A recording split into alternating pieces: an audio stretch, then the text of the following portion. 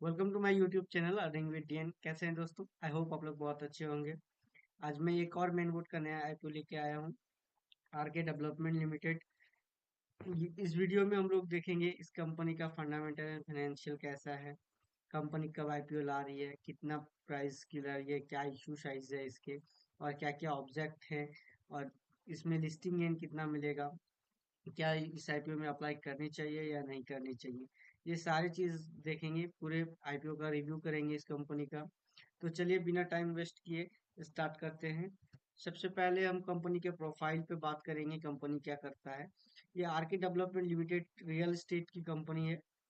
ये मेन इसका मुख्य जो कार्य स्थल है ये है आपका मुंबई। मुंबई में लाइफस्टाइल रेसिडेंसी और ऑफिशियली जो बिल्डिंग्स होती है उनको बनाने का काम करती है।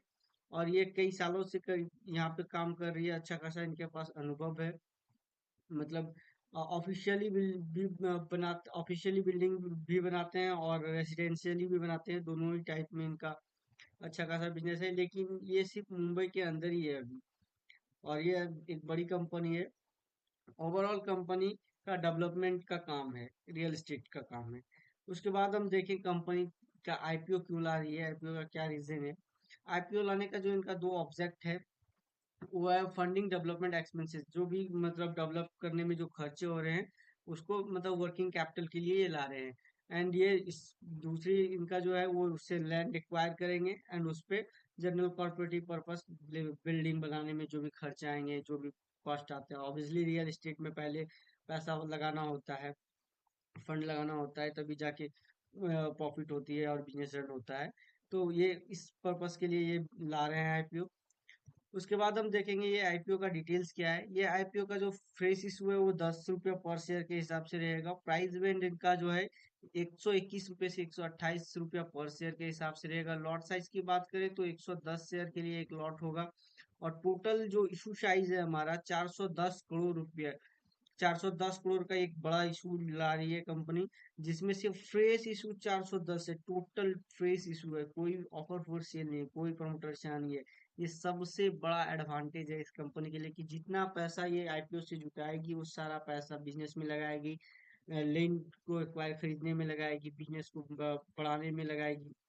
तो मतलब जो भी पैसा आईपीओ से आएगा वो बिजनेस में ग्रोथ के लिए ही लगेगा। और ये लिस्टिंग होने वाली है बीएससी एनएससी दोनों पे, क्योंकि मेन बोर्ड का आईपीओ है। वहीं हम रिटेल कैटेगरीज की बात करें तो रिटेल में एक लॉट के लिए 110 शेयर अलॉट किए जाएंगे, जिसका 14,080 रुपया आपको भी देना होगा। एंड रिटेल में मैक्सिमम 14 लॉट के लिए अप्लाई कर सकते हैं, जिसमें से 1,97,120 रुपया देना होगा 1,540 शेयर्स के लिए। एंड एचएनआई की बात करें तो 15 लॉट के लिए 2,11,200। एंड एचएनआई स्मॉल के लिए स्मॉल के लिए 9,99,680। एंड बिग एचएनआई के लिए 72 लॉट के लिए आपको 10,13,760 रुपये का प्राइस रहेगा।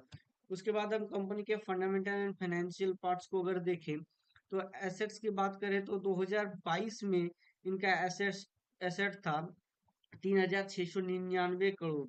और 2023 में यह हो गया 5,554 करोड़, और 2024 में 5,750 करोड़। मतलब साल दर साल ये कंपनी अपनी एसेट्स को बढ़ाती जा रही है, ये एक अच्छी बात है। और वहीं रिवेन्यू की अगर हम बात करें 2022 में जो इनका रिवेन्यू था 2,371 करोड़ लगभग, और 2024 में उसका रिवेन्यू थोड़ा, 2023 में ये थोड़ा कम हो गया 2,240। एंड 2024 की बात करें तो 6,557, मतलब रेवेन्यू में लगभग 3 टाइम्स का, 2023 के पिछले साल के मुताबिक देखें तो 3 टाइम्स का इंक्रीमेंट हुआ है। वहीं प्रॉफिट आफ्टर टैक्स की बात करें तो 2022 में 508 करोड़ का प्रॉफिट था, इनका प्रॉफिट आफ्टर टैक्स था। एंड 2023 में 507 करोड़ का था। एंड 2024 में 1,228 करोड़। मतलब अगर जब 2022 से देखें तो लगभग लगभग 2.5 गुना इसका प्रॉफिट आफ्टर टैक्स बढ़ चुका है। एंड वही नेटवर्थ की बात करें तो 1,494 करोड़ रुपए 2022 में था, 2023 में था। एंड 3,234 करोड़ रुपया 2024 के अंदर है। इनके पास रिजर्व एंड सरप्लस की बात करें, इनके पास रिजर्व में जो फंड है वो है 2022 में था इनके पास 1,474 करोड़ लगभग, और 2023 में 1,983 करोड़, और 2024 में 1,714 करोड़। मतलब साल दर साल सभी चीजों में इंक्रीमेंट हुआ है। अगर हम टोटल लोन और ब्रोइंग्स की बात करें तो 2022 में देखें तो ये 644 करोड़ था, पर 2023 में ये बढ़ के 1489 करोड़, 1490 करोड़ के आसपास हो गया था। देखिए ये रियल एस्टेट में ये लोन डेप्थ होना नॉर्मल सी बात है, क्योंकि जो भी प्रमोटर्स वगैरह होते हैं वो लैंड एक्वायर करने में, वहाँ पे जो मटेरियल्स वगैरह लगते हैं एक बिल्डिंग बनाने में, पहले इन्वेस्ट करना पड़ता है, कहीं ना कहीं से पैसा लेके मार्केट से पैसा उठा के इन्वेस्ट करना पड़ता है, फिर वो फ्लैट्स या जो बिल्डिंग्स है वो सेल होते हैं, उसके बाद उनका रेवेन्यू आता है। तो रियल एस्टेट में एक ये चीज होता है कि पहले आपको इन्वेस्ट करना पड़ता है।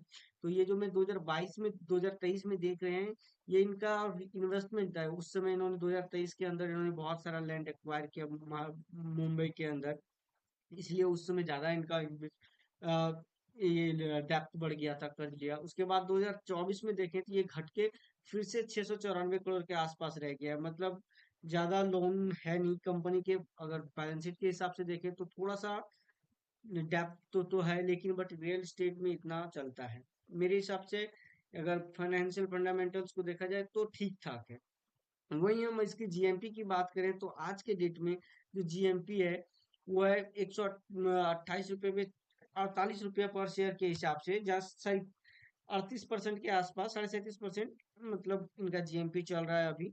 और आई होप जब ये ओपन होगा तब और जीएमपी बढ़ सकता है, लेकिन ये जीएमपी एक अनुमानित है, ये घट सकता है बढ़ सकता है, ये कुछ फिक्स नहीं होता है।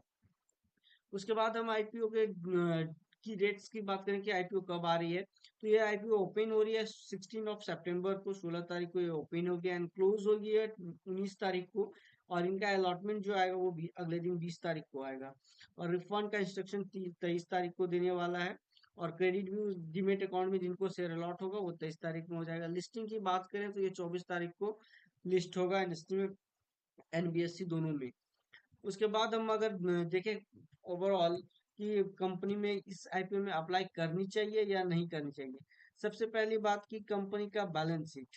हम लोग अप्लाई करने के लिए तीन चीजें मेजरली देखते हैं कि कंपनी का बैलेंस शीट फिगर कैसा है, कंपनी क्या करती है, और आने वाले कल में कंपनी का प्रॉफिट कैसा रहने वाला है एंड जीएमपी कैसा चल रहा है।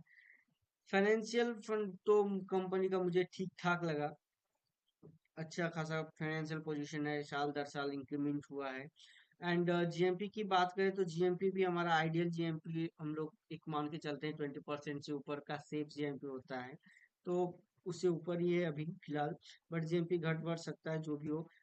तो मुझे लगता है कि अभी वेट करनी चाहिए, पहला दिन का सब्सक्रिप्शन देख लेंगे, उसके बाद देखेंगे क्यूआईबी का क्या रिस्पांस है, रिटेल का क्या रिस्पांस है। अगर अच्छा खासा रिस्पांस रहा, जीएमपी थोड़ी और बढ़ती है, तो अप्लाई करने के बारे में सोचेंगे। बाकी अप्लाई करना है या नहीं करना है ये आपको खुद के एनालिसिस, खुद के डिसीजन लेनी है, क्योंकि ये आपका पैसा होता है, आपको खुद से डिसीजन लेना होता है। ओवरऑल देखें तो हम अभी फिलहाल वेट करेंगे, पहले दिन का सब्सक्रिप्शन वगैरह देख लेंगे, कैसा रिस्पॉन्स आता है मार्केट में, जीएमपी कैसे स्टेबल रहती है या और इंक्रीज होती है, तभी जाके हम लगाएंगे। बाकी आपको अपने रिस्क और अपने एनालिसिस पे लगानी है, खुद का एनालिसिस करके उसके बाद ही पैसा लगाइए।